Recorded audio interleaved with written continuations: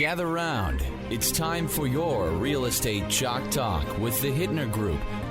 Listen closely as your coaches discuss the culture, the economy, and the political scene, and how it affects your home and your real estate investments. Real Estate Chalk Talk is where you learn the science of buying and selling real estate and the art of living in your home. Your education begins in 5, 4, 3, 2, 1. Hey there, welcome to the program. This is your Real Estate Chalk Talk with the Hittner Group at Coldwell Banker Realty, hittnergroup.com, Hittner Group, all one word, hittnergroup.com. 612-627-8000. That's 612-627-8000. I'm looking at Keith Areno here. What are you smiling He's about? got a lovely cocktail all set for his first beverage in the morning. Crack it off. Happy New Year. Okay, so we got Todd Kramer's in with us with Inspector Homes. We'll be chatting with him about inspections a little later in the program, but let's just do a quick rundown of the activity, what's going on in the real estate community. What is going on in the real estate community? Okay, check it out. For the first week, what's the inventory? What's the homes on the market? How many homes are available for sale in the 7-county metropolitan area? Right now, active listings, 4867. Oh, I thought it sounded like it was a question. It was a question. Yeah, it sounded like a question. 4867. What do you think it was a year ago? 5,000.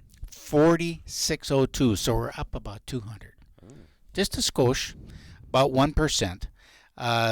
We have about 400 homes sold. Last week was a short week, so you got a little dip in the inventory here. I think the big word is, I did this myself. I got online. I looked at on the homes that were on the market right now, what the average days on market was, and it's like over 70 days on market. Really? Yeah. Oh, I would have, if you were asking questions, okay. I would have guessed like 40 some. What would have you guessed? You were asking questions. If you were engaging in the what do you think conversation of the pended ones? What do you think the average days on market is? 61. Yeah, I'd say about that. 40s. 40s? 40. Yep. Okay. So in other words, if you price it correctly and prepare it correctly for sale, it sells. In 40 days. In 40 days. And if you don't, 70 days later, it's still for sale. Wow. So, I think there's you definitely have homes that came on the market in the fall, like, late fall or middle of the fall, October-ish, that are still sitting on the market. We had that run up in interest rates at the end of the summer into the fall, and so that impacted a lot of home sales that just have sat there. And then, of course, all the news and everything about interest rates, at least I see, kind of how things are, algorithms are, everything I look at is about real estate and mortgage. And, as the interest rates have come down, it's like the sales haven't really started to pick back up yet. Well, I think it's the time of the year. Sure, it's like the worst time of year that could have possibly happened. It just Right. exacerbates the overall slowdown that we typically see on a seasonal basis. And it's, it's made things worse. So I'm on, done with that now. I think we're done. Okay, if we can move on.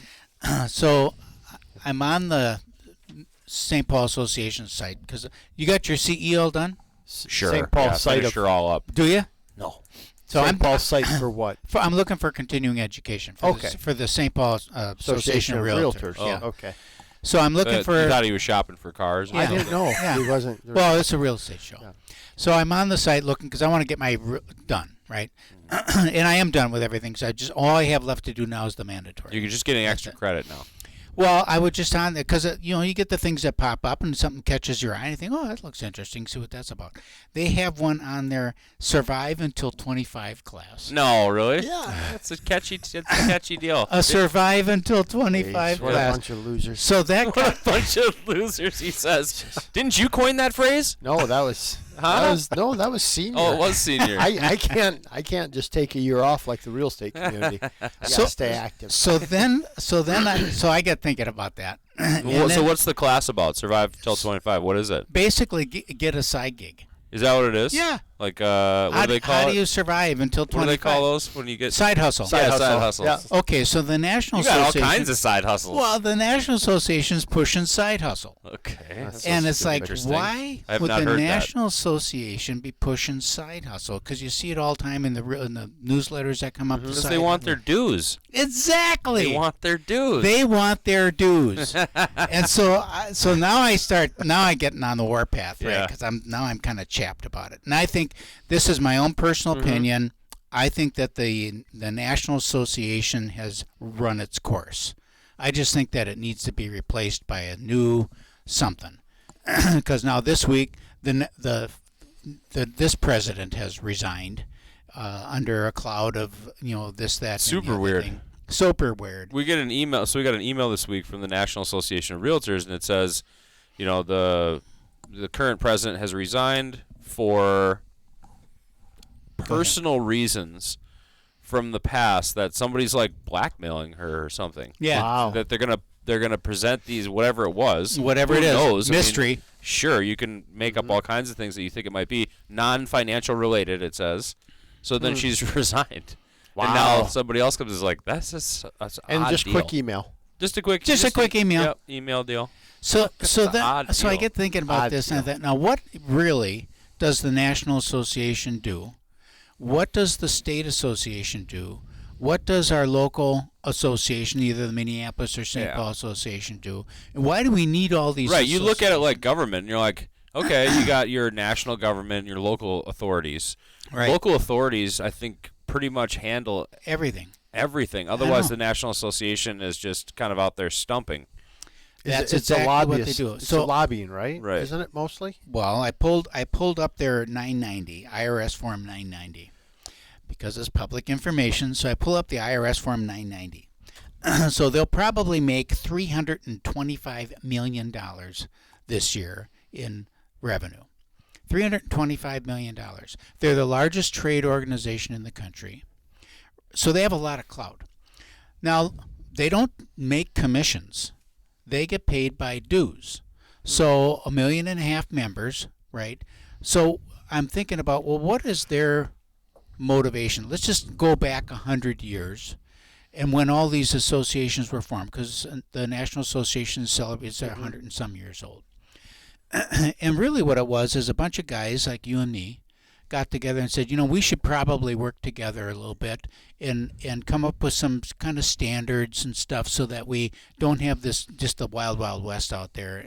And let's set some standards so that we are all kind of governed by some standards of practice. Okay. And then it's like, well, now that we organized, someone's got to run the thing. So it's like you do it this year and then I'll do it next year and then we'll get someone from the next company to do it the next year, and it's all volunteer and we'll just kind of run it like that. And then it builds over time, and pretty soon it's like, geez, there's a lot of activity here. I don't have time to be doing this because I'm trying to sell real estate. We can't get anyone to do this for volunteer things. So we got to pay people to do it. So let's hire some staff people that kind of do the day-to-day business of it all, and they'll manage it for us, and then we'll just we'll elect officials to quote unquote supervise. Well, then what it's turned out to be is I look at the city council. Go back to our local government, city council. And you have someone that comes in for a proposed housing development. I've been involved in a number of them where we go to the city council and make our proposals and all that stuff. And the city council members, the elected officials, sit there and stare at you with this glazed look because they don't know what the heck you're talking about in most cases. No clue. And then they turn their heads and look at staff and say, well, what does staff recommend? Because they're the guys that are actually doing the day-to-day and actually know what's going on. And then pretty much whatever staff recommends, that's how the vote's going, right? Unless there's a outrage in the community where they're getting reelected is threatened a little bit, then they might go against it. But otherwise, they're rubber stamping it. Well, that's what's happened to our association is you got staff running the thing. And the elected officials, the president of the thing, who's in there for a year, Right. right, And they're in there for a year. What do they know? They don't know nothing, right? They're in there. They're going to meetings. They're smiling at the camera and rubber stamping whatever staff says. So it's like, okay, so now what is the motivation of these places? If they don't get paid commissions, but they get dues, and they get a lot of dues to the tune of $325 million, what are these guys getting paid?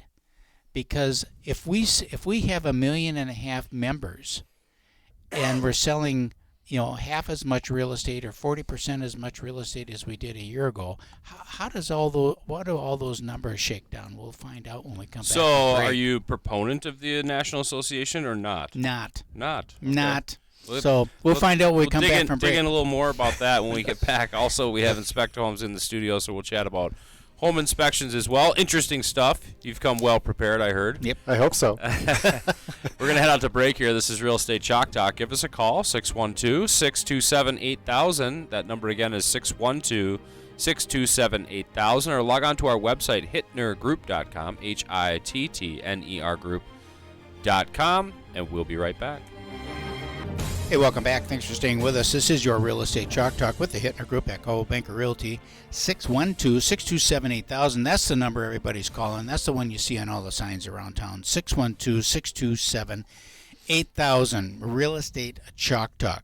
Okay, so we're here with Todd. We're going to pick up on our conversation about the association and the industry in general in the next segment. But I want to chat with Todd here from Inspector Homes because I'm curious about how the market conditions, the fluctuations that we've had, were really turmoil over the last 10 years.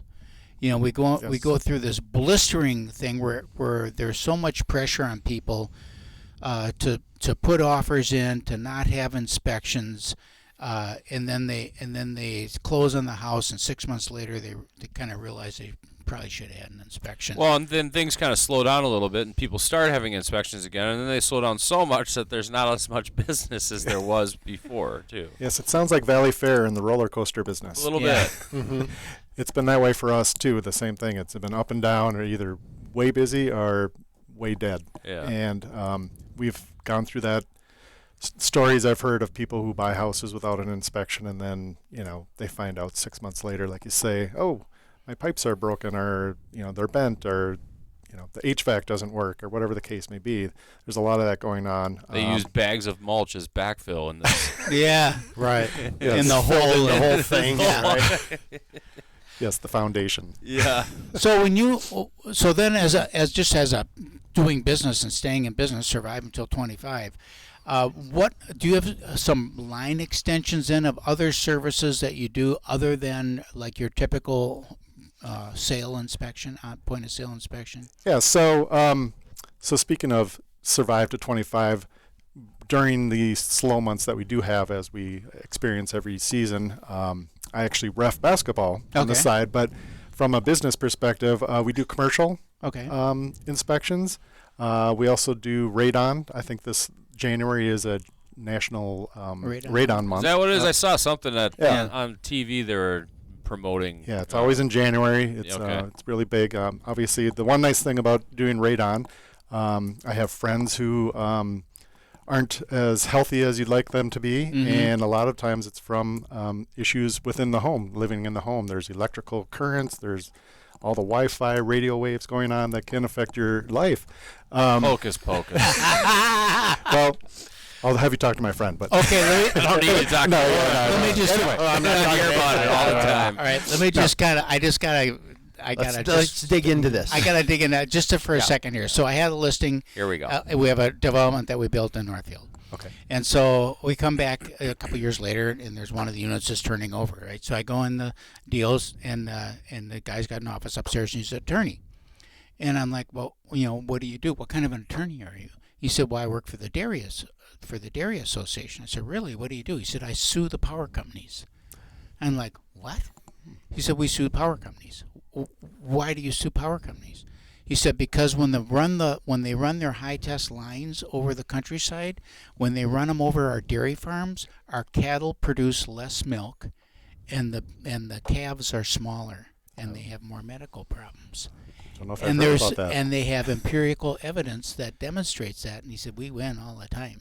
But you had that house you were just selling with the high power lines behind it. You swore there was nothing going on. Nothing wrong with that one, though. No, it's all fine. That's fine. When you're in the Eric. backyard, that humming from that humming, That it's humming okay. noise and your hair kind of stands up on ends a little bit. That's okay. Yeah, so that EMFs. You know, Yes. So you do EMF testing as No, well? we don't. We Okay. don't. No, but when I was I know talking someone about that some of the does. things are around a house, things that can cause issues with you, and one of the things that you can prevent is doing radon testing and having a radon mitigation system put in. So we do radon testing. We don't do installation or mitigation services, but we do the testing for it for people who want to make sure that they can protect themselves from lung cancer. And this is the only cancer that you can actually prevent yourself. And there, for people that currently live in their homes or not purchasing a house, they can call you guys, 651-641-0641, and just order a radon test, right? Yeah, you don't have to have it through a sale of a home or Question for you, though. What if there's a system in your house? I think everybody assumes that, well, I've got a system in my house, I'm fine. Shouldn't you still have it tested to make sure it's good after the fact? Or They not? recommend testing it every 2 years or so. Okay. Yeah. Just to, So I'm just to kinda make sure it's thinking- still working. Things change. Right. The breakdown of the uranium over time changes, and different things affect the way that stuff comes into your house. Here in our region, up north, there is, we tend to get it more because we have cold weather, and then we're running our Closed in. furnaces, and we're closed in. And so we have all this negative pressure being sucked in from our furnaces that create that gas to Yeah, come new in. And homes so now, they're required since like 2016 or something. 15, I think it was. Yeah, 14, okay. 15, 16. passive To system. have passive systems installed, and homes are built very tight now. Yes. So they're built very tight, and all that negative pressure is moving its way through the homes. So you are sucking and drawing, and they're putting systems in homes to help them breathe. Yes. You know, ERVs and HRVs, and all those things. And so if you don't have those systems, you can activate those passive systems too. Correct. So yeah. if you have a system, you had new construction, there's a system, you could still get it tested, and maybe you need to activate that system. Yeah, and what we do too is during an inspection, we look at the passive system just to make sure it's in place. Right. We go up into the attic. We make sure that there's access to that system. No so that nest you can, has been built in. No nest is there. They have the electrical components so that you can put in a fan, which allows you to create the system and make it active. So we check for that type of stuff as well as we do our inspections. What's the most common thing that you find when you're doing a home inspection that's problematic? I mean, I'm sure you got a list of about 4 items that are just like, on every dang house in this age group, we see the same thing. It is. It's funny. It's by every decade, from the 80s, the 70s, 80s, 90s, going all the way back. Every decade, there's kind of the same things that happen in each house. I'm at the point now where I can just go to a house and go, okay, I know what's going to be wrong here. I have that in mind, but obviously I'm checking to make sure that there's other things. But usually it's the electrical. There's always something with the electrical, and really the biggest issue is that people may or may not realize that standards change on an annual basis, especially with electrical. And so when we're talking about things and saying, hey, these are hazards, they're really hazards, but they're just today's hazards. Yeah. 20 years ago, they weren't a hazard. Right. Yeah. They It's didn't to be think of it. safer. Talk about aluminum wiring a little bit while we're talking about electrical, because you can make sound like a house is going to burn down, but the reality is that wire has been in that house for 40 since years. the 70s. Right, yeah. So the difference between aluminum and copper wiring, when copper is what's usually the standard now, aluminum wire would contract as it heats and when it gets turned on, it heats up, and then it contracts when it's turned off, and it closes. And over time, it can loosen up the connections to the wiring, and so there's a bigger chance of that happening with aluminum. Odds of it happening, pretty slim. But what I tell people is just have, like with anything, have maintenance. Have an electrician come every once in a while. I'm on a plan where we have an electrician come every year. We have an HVAC coming every year. We have a plumber coming every year.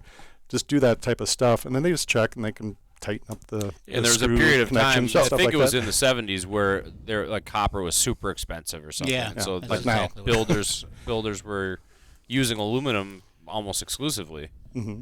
So I heard about HVAC service a year, but you talked about plumbing. Is there plumbing programs, and then also or do you just have a buddy that you know that you pay to come in, and then electrician? I've not Yeah. heard, have you heard of that? Like electrician every year? Sure. You do? Yep. No. No. Well, I have one of the. We got a full service plan where they have those services for each different component of the house. Oh, really? It's just a standard, I don't know, $10-12 a month or whatever you pay. Okay. And then they come during the season. So we have our HVAC, we have our AC done in the spring, we have our furnace done in the fall, and then once a year, every couple years, I'll have the electrical come in and just make sure that there's not any issues coming up. Huh, So interesting. And it's part of the service, so you just schedule it and go through that process. I have that plan with Gens Ryan, so they come Yeah, every it's year. very similar. And they do the checkup like that. And so the electrical guy came. This is the last time that he came, by the way. And so the electrical guy came to do his survey and stuff like that, and he makes his recommendations. So young kid, they get paid. They must get paid a commission to upsell. Yep. So he tells me, you got to replace these panels because these panels are 20 years old now. They need to be replaced. So I'll send you a quote to replace the panel. So $16,000 was the quote. Wow. To replace the electrical. That's it. I'm done with you guys now. Yeah. Because that is the dumbest thing in the world. All right. So electrical's one. What are the other things that you commonly, you'd mentioned there's a handful of them in there's electrical? There's always plumbing. Okay. There's, I'd say, 25 to 30% of the houses I go to, there will be a leak in the bathroom sink. Again, not a big issue. It's an easy fix, but just sometimes the testing we do is different than normal use. So we try to stress the components of a house. So we fill up. Interesting. We fill up the tank or the basin with water, and then when you release it, it's called head pressure, and it creates more pressure on the pipes, and those shouldn't leak. And so when you do that, it leaks. Normally, when people use it, they don't fill up their basin all the time. We'll get more into it on the other side of the break here. We'll be right back.